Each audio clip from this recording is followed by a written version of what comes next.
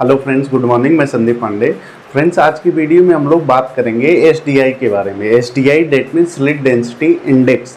Slit density index होता क्या है, उसका हम उपयोग क्यों करते हैं, मतलब हम स्लिट डेंसिटी इंडेक्स क्यों निकालते हैं, प्लस उसका एसडीआई निकालने का फार्मूला क्या होता है। अगर हम लोग एसडीआई नहीं चेक करेंगे तो हमारे आरओ में क्या इम्पैक्ट आने वाला है, क्या प्रॉब्लम आएगी, उन सब चीज़ों को आज हम लोग इस वीडियो में डिटेल में बात करेंगे। सो चलिए आज के सेशन को स्टार्ट करते हैं।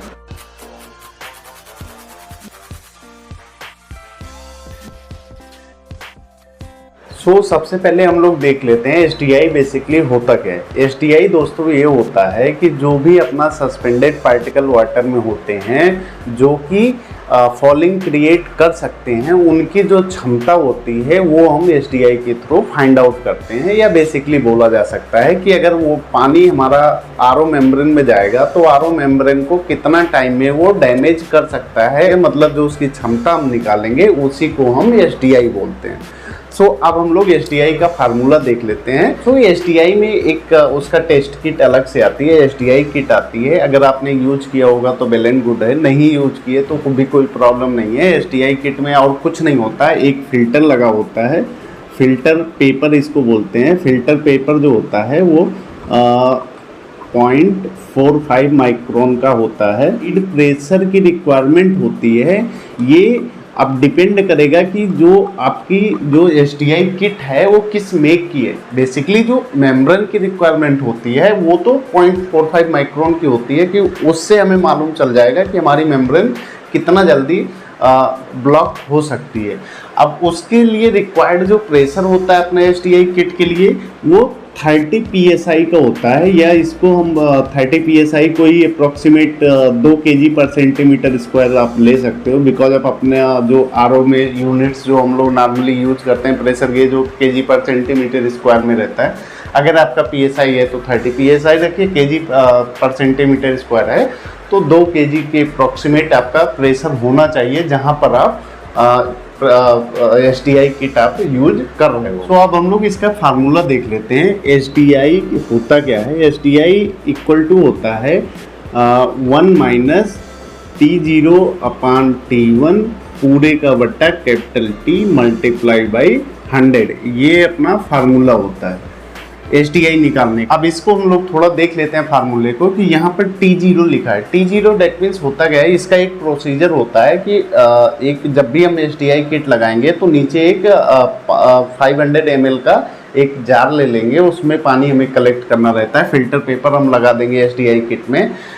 फिर उसके बाद में कि अभी हम साइड में एक पिक्चर लगा देंगे तो आपको बिल्कुल क्लियर हो जाएगा फिल्टर पेपर कैसे लगता है या अपना एसडीआई किट कैसे आती है, वो सब चीज़ें अभी आपको दिख जाएंगी। उसमें होता क्या है कि हम 500 ml वाटर हम एक बार में जार में भरेंगे, ये सब किट में पूरा सेटअप करने के बाद।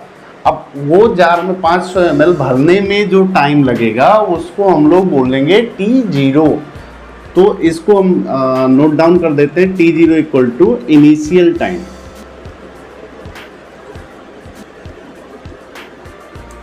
ठीक है। अब T1 क्या है। T1 है कि अगर हमने जैसे मान लो कि स्टैंडर्ड तो अपना 15 मिनट का होता है कि हम 15 मिनट का गैप देंगे। T1 जो है वो दूसरी बार जो हम 500 ml वाटर भरेंगे उसका है। अब ये T1 जो है सेकेंड टाइम का, अगेन फिलिंग टाइम। ये T1 हो गया कि हम दोबारा जब उसको फिल किए, जैसे इसका एक टाइमिंग एक इंटरवल होता है कि जिसको हमने T से डिनोट किया है। अब ये T को हम नोट डाउन कर लेते हैं। T होता क्या है, जैसे स्टैंडर्ड की रिक्वायरमेंट है कि 15 मिनट का हम टाइम देंगे, मतलब एक सैंपल जो इनिशियल टाइम हमने स्टॉप वॉच चालू कर लिए, जितने टाइम में जार भरा 500 ml हो गया, स्टॉप वॉच क्लोज कीजिए। फिर उसको 15 मिनट तक वैसे ही पानी गिरने दीजिए, चलने दीजिए उसको। 15 मिनट जैसे हुआ फिर से हमने दोबारा जार लगाया, फिर स्टॉप वॉच चालू कर लिए, तो जो टाइम आया वो T1 हो गया। पहली बार जो टाइम आया था वो T0 हो गया। अब जो ये 15 मिनट का गैप दिए हैं उसको हम लोग बोलेंगे T। ये हो गया 15 मिनट। ये स्टैंडर्ड की रिक्वायरमेंट है। आप 10 मिनट में भी कर सकते हो, तो टी के प्लेस पर आप 10 रख दीजिए। 5 मिनट में अगर आप सैंपल ले रहे हो तो यहाँ 5 रख दीजिए। सो ये तो हो गया अपना फार्मूला हो गया कि इससे हम लोग SDI निकालते हैं। अब हम एक प्रोसीजर इसका देख लेते हैं जिससे कि ये फार्मूला आपको समझ में आ जाएगा। अब प्रोसीजर में होता क्या है कि सपोज यहाँ पर हमने ये अपनी लाइन गई है जो कि RO में जा रही है, यहाँ पर हमने SDI किट को लगाया, ये फिल्टर पेपर हो गया, यहाँ पर पानी आ गया। अब ये पानी नीचे गिर रहा है, यहाँ पर हमने एक 500 ml का फ्लास्क रख दिया या जार, जो भी आप बोलना चाहें, कि 500 ml भर दिया। अब पहली बार ये वाल्व इसको ओपन करेंगे तो स्टॉप वॉच चालू कर लेंगे, देखते हैं कि जितने टाइम में ये 500 ml फिल हो रहा है वो क्या होगा, वो यहाँ पर जो हमने T0 लिखा हुआ है वो टाइम हो जाएगी T0, जो इनिशियल टाइम है। मतलब फर्स्ट टाइम जब हमने जार को फिल किया 500 ml, वो जो टाइम आया वो T0 हो गया। 15 मिनट के बाद जो है वो अपना दोबारा फिर से हम जार में पानी लेना शुरू करेंगे। 500 ml ही पानी हमें लेना है तो स्टॉप वॉच चालू कर लेंगे। जो टाइम हमारा 500 ml भरने में, पानी भरने में जो टाइम आया वो अपना T1 हो गया। अब ये जो 15 मिनट हमने बोला है कि दोनों सैंपल के बीच में 15 मिनट का टाइम है, उसको बोलते हैं हम लोग T बोलते हैं। तो ये हो गया 15 मिनट। सो अब हम लोग एक नॉर्मल कोई एग्जांपल के लिए वैल्यू ले लेते हैं कि सपोज करते हैं कि हमारा जो T0 हमने जब चेक किया तो वो 100 सेकेंड आया, और T1 जब चेक किया तो वो आया मान लो 200 सेकेंड आ गए, और T जो है हमने जो दोनों सैंपल लेने के बीच में गैप रखा वो 15 मिनट का रखा।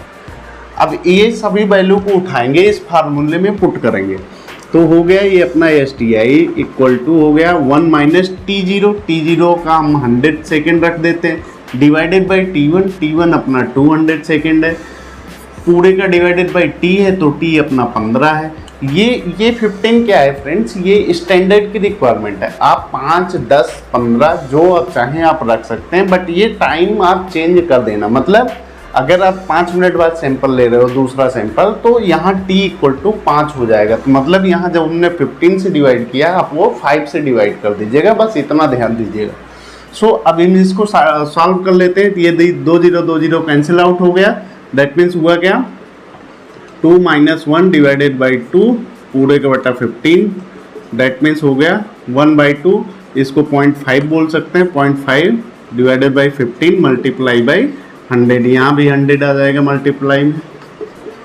सो अब हम लोग इसको सॉल्व कर लेंगे। सॉल्व करने के बाद अपना जो वैल्यू आएगी वो अपनी हो जाएगी SDI। सो फ्रेंड्स अब इसको हमने सॉल्व किया तो हमारी वैल्यू आ गई 3.3। तो ये हो गया अपना SDI।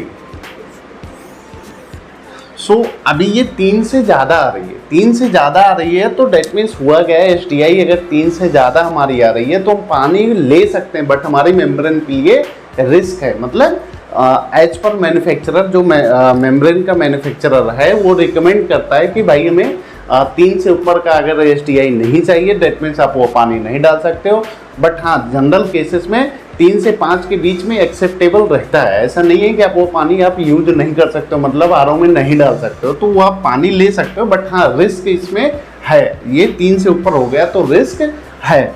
अगर ये अपना जो है लेस देन 3 आया SDI लेस देन 3 अगर आया तो ये अपना एक्सीलेंट है। मतलब इसमें कोई प्रॉब्लम अपने को नहीं है, कहीं भी अपन ये पानी को RO में डाल सकते हैं, कोई अपने को इशू नहीं आएगा। अगर ये SDI अपना ग्रेटर देन 5 है, अगर ग्रेटर देन 5 है देन ये पानी को हम लोग RO में नहीं डाल सकते। मतलब फिर RO में हमें इसके प्री ट्रीटमेंट में कुछ ना कुछ इक्विपमेंट डालना पड़ेगा, तभी हम RO में उसको ले सकते हैं। मतलब जो एज पर मैन्युफैक्चरर रिकमेंडेशन जो होता है वो 5 से ऊपर SDI अपन RO में फीड नहीं कराएंगे। कोई भी मैन्युफैक्चरर हो, किसी भी कंपनी की आपकी मेम्ब्रेन हो, बट वो 5 से ऊपर के SDI का अलाउ नहीं करता है। सो बेसिकली अगर हमारा जो SDI है, मान लो अगर SDI तीसरी टर्म्स एंड कंडीशन में 3 से 5 के बीच में आ रही है तो हम एक्सेप्टेबल है कि इसको हम लोग अपन RO में डाल सकते हैं। जो कि हमारा ये 3.3 आया, तो ये थर्ड वाले में आया, 3 से 5 के बीच में आया, तो हम ये पानी डाल सकते हैं। बट हाँ, रिस्क है, कम है बट रिस्क रहेगा। ऐसा नहीं है कि बिल्कुल आप सेफ हैं, आप कुछ भी चलाते रहेंगे, कोई इशू नहीं आएगा, बट प्रॉब्लम आएगी, बट वो सेफ है, एक्सेप्टेबल है। सो मैं उम्मीद करता हूँ कि आपको SDI स्लिट डेंसिटी इंडेक्स निकालने में प्रॉब्लम नहीं आएगी। अगर इनके साथ ये तो कमेंट करके बता सकते हैं। बेसिकली हमने इस वीडियो को इस वजह से बनाया SDI को, बिकॉज ऑफ अभी हम मेम्ब्रेन प्रोसेस में, नेक्स्ट वीडियो से हम मेम्ब्रेन प्रोसेस में जाएंगे। डेट मीन्स अल्ट्रा फिल्ट्रेशन हम लोग देखेंगे, RO देखेंगे। तो अपने को ये चीज़ें, ये दोनों के लिए इंपॉर्टेंट है, RO के लिए भी, अल्ट्रा फिल्ट्रेशन के लिए भी। तो इसकी वजह से हमने ये वीडियो पहले बना दिया कि आपको थोड़ा अंडरस्टैंडिंग हो जाए कि भाई SDI हम क्यों निकालते हैं, क्या ज़रूरत पड़ती है SDI निकालने की, इन सब ओवरऑल चीज़ों के लिए। सो चलिए मिलते हैं नेक्स्ट वीडियो में। Thank you so much.